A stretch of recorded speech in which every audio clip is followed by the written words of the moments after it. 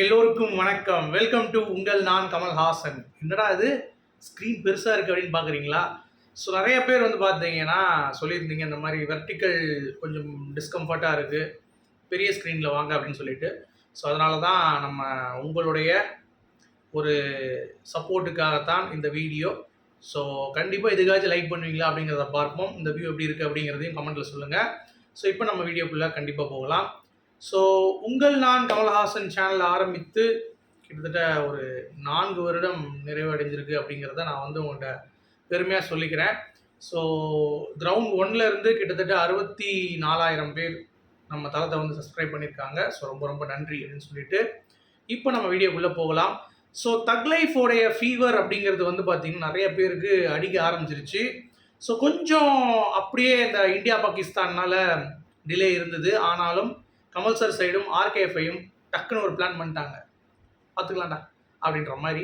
So எப்போ final பண்ணியிருக்காங்கன்னு பார்த்தீங்கன்னா மே 24 சாய்ராம் காலேஜில் ஃபைனல் பண்ணியிருக்காங்க. ஏஆர் ரகுமான் அவர்களுடைய லைவ் பெர்ஃபார்மன்ஸ், அப்புறம் டீசர் வந்து வெளியிடப்படும் அப்படின்ற மாதிரி வந்து சொல்லியிருக்காங்க. ஸோ ஈவெண்ட் எத்தனை மணிக்கு ஆரம்பிக்குது அதெல்லாம் வந்து தெரியல. உங்களுடைய மாவட்ட செயலாளர்கள் பக்கத்தில் இருப்பாங்கல்ல, அவங்கக்கிட்ட நீங்கள் தக் லைஃபுக்கான அந்த பாசஸை வாங்கிக்கலாம்.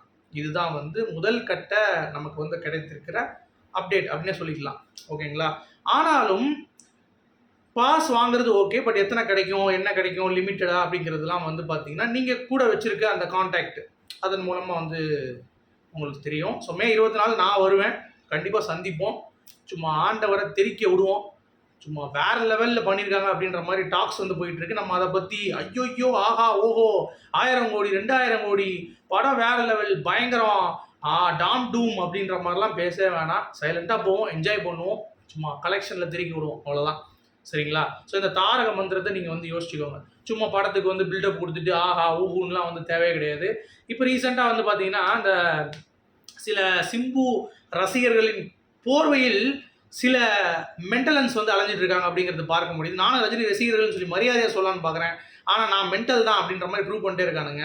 என்ன அப்படின்னு பார்த்தீங்கன்னா, சிம்பு வந்து ஏதோ ஒரு விஷயம் சொன்னதை எடுத்துகிட்டு போய், அதாவது கமல்ஹாசன் அவர்கள் சிம்புவை பற்றி ஒரு விஷயம் சொல்லியிருந்தார், இவர் வந்து நல்லா வளர்த்துருக்காங்க இவர் அப்படின்ற மாதிரி. அதெல்லாம் வந்து கட் பண்ணி தூக்கிட்டு, நான் வந்து நடிக்கிறேன், வயசான ஆள், பயங்கரமாக இருக்கும், கொஞ்சம் பார்த்து அப்படின்லாம் பயப்படாத, நீ பாட்டு நடி, நீங்களும் அதே மாதிரி நான் சின்ன பையன்லாம் பயப்படாதீங்க, சும்மா வேறு லெவலில் பண்ணுங்க அப்படின்ற மாதிரி இவர் சொன்ன மாதிரி வந்து எடிட் பண்ணி போடுறானுங்க. அது ஆக்சுவலாக நாகேஷ் அவர்கள் யாரையோ பார்த்து சொன்னதுன்னு சொல்லி கமல் சார் வந்து சொன்ன விஷயத்த கட் பண்ணி சிம்பு வந்து பார்த்தீங்கன்னா அப்படி அடமெண்ட்டாக நான்லாம் பெரிய நடிகை அப்படின்ற மாதிரி. ஆனால் கமல் சார் எப்படி சொன்னார்னா, சிம்புக்கு ரொம்ப கான்ஃபிடென்ஸ் இருக்குது, பட் அவங்க அப்பா வந்து நல்ல வளர்ப்பு. ஸோ சார் நானே டவுட்ஸ் ஏதாவது கேட்டால் கூட நான் வந்து கிளாரிஃபை பண்ணுவேன், அவரும் வந்து நிறைய விஷயங்கள் வந்து பார்த்தீங்கன்னா என்கிட்ட பேசுவார், ஏதாவது டவுட்ஸ்னால் கேட்பார், நானும் அவருக்கு தெரிஞ்ச விஷயத்தையும் நான் கற்றுக்கிட்டேன் அப்படின்ற மாதிரி அவர் பண்பாக பேசியிருக்காரு. அதெல்லாம் வந்து விட்டுட்டு சிம்பு வந்து பார்த்தியா அவர் சிம்பு படம்டா தக் லைஃபு அப்படின்ற மாதிரி. சிம்பு ரசிகர்கள் கிடையாது, அது சிம்பு ரசிகர்கள் போர்வையில் இருக்கக்கூடிய ரஜினி ரசிகர்கள் இதை எச்சத்தனமாக பண்ணிகிட்டு இருக்காங்க. இது தேவையில்லாத ஒரு விஷயம். உங்கள் தலைவர் தான் அடுத்து வராருல கூலி, அதை செலிப்ரேட் பண்ணுங்கள். அதை விட்டுட்டு திருப்பி இதை வந்து பேசிக்கிட்டு இதை வந்து பார்த்தீங்கன்னா ட்ராக் பண்ணிக்கிட்டு ஏன் பண்ணுறாங்க அப்படிங்கிறது தெரியல. அதை பார்க்கும் பொழுது ரொம்ப கேவலமாக இருந்தது. சரி, அப்போ சிட்னியில் ஏஆர் ரஹ்மானோடைய கன்சர்ட் வந்து இருந்தது, அது புக் பண்ணவங்களாம் என்ன அப்படின்னு சொல்லி கேட்டிங்கன்னா அவங்களுக்கு எல்லாம் ரீஃபண்ட் வந்துடும். அது மட்டும் இல்லாமல் சிட்னிலையும் வந்து நடக்க போகுது தக் லைஃபோடைய அட்லீஸ்ட் சக்ஸஸ் மீட்டாக இருக்கலாம், இல்லை ஏதோ ஒன்று அங்கே பிளான் பண்ண போகிறாங்க. இப்போதைக்கு டேட் இல்லை, சரிங்களா? ஆனால் பிளான் பண்ணிட்டாங்க அப்படின்னா உங்களுக்கு திருப்பியும் காசான்னு கேட்டிங்கன்னா இல்லை, கம்ப்ளீட்டாக ஃப்ரீ. நீங்கள் அடுத்து வந்து அந்த ஆடிட்டோரியத்தில் ஃப்ரீயாக வந்து உள்ளே போய்க்கலாம். ஸோ அதனால் சிட்னியோடைய பாயிண்ட் ஆஃப் வியூவில் வந்து பார்த்தீங்க அப்படின்னா இருக்குது. ஸோ கமல் சார் ரசிகர்கள் அங்கே இருந்தீங்கன்னா ஏமாற்றம் அடைஞ்சிருப்பீங்க, பட் பரவாயில்ல, உங்களுக்கான ஈவெண்ட்டு கூடிய விரைவில் இருக்குது. ஆனால் என்னைக்கு தான் தெரியல, அதற்கான அப்டேட் வந்து வந்துடும். சரி, தக் லைஃபோடைய டீசர் பார்த்துட்டாங்க, எல்லாரும் மிரட்டிட்டாங்க அப்படின்ற மாதிரி நிறைய அப்டேட்டு, அதெல்லாம் நம்ம நம்ப முடியாது, வெயிட் பண்ணுவோம். நம்ம வந்து பார்த்தீங்கன்னா ஆஹா ஓஹோன்னா ப்ளூம் பண்ண வேண்டாம்.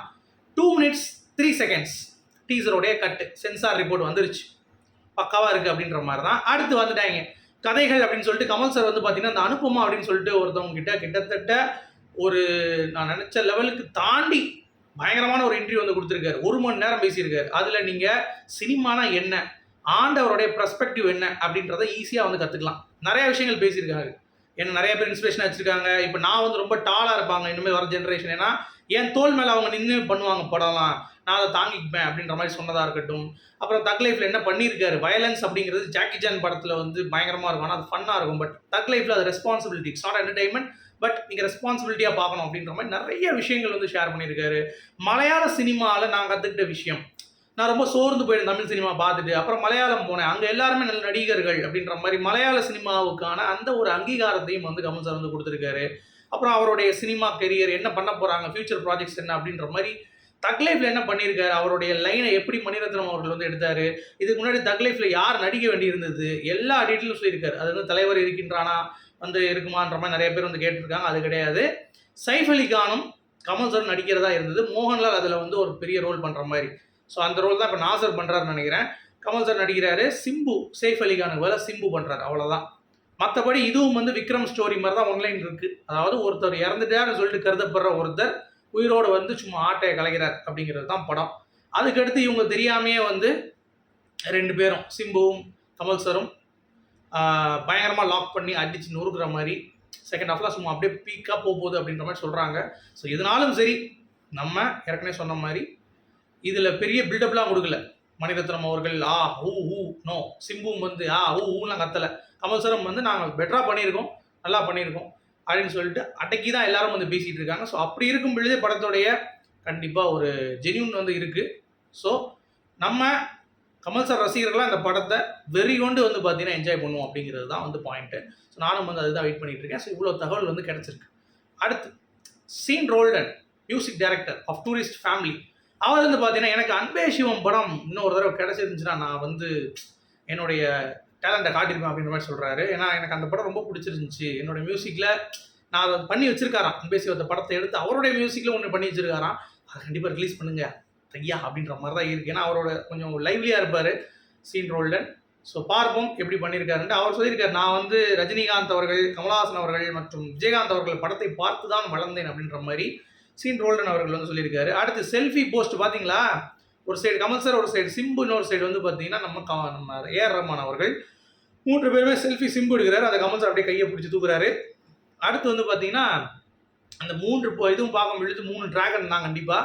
அது மட்டும் இல்லாமல் சிம்பு வந்து ஒரு போஸ்ட் போட்டிருக்காரு. என்னன்னு பார்த்தீங்கன்னா, கமல்ஹாசன் அவர்கள் சினிமாவா, இவர் வந்து ஸ்டூடெண்ட்டா, நம்ம ஏஆர் ரஹ்மான் வந்து மியூசிக்கா அப்படின்ற மாதிரி போட்டிருக்காரு. சரி, தக் லைஃப் சாய்ராம் காலேஜில் உங்களுக்கு தெரியும் ஆடியோ லான்ச்சு ப்ளஸ் வந்து பார்த்தீங்கன்னா டீசர் ட்ரெய்லர் வரப்போகுது.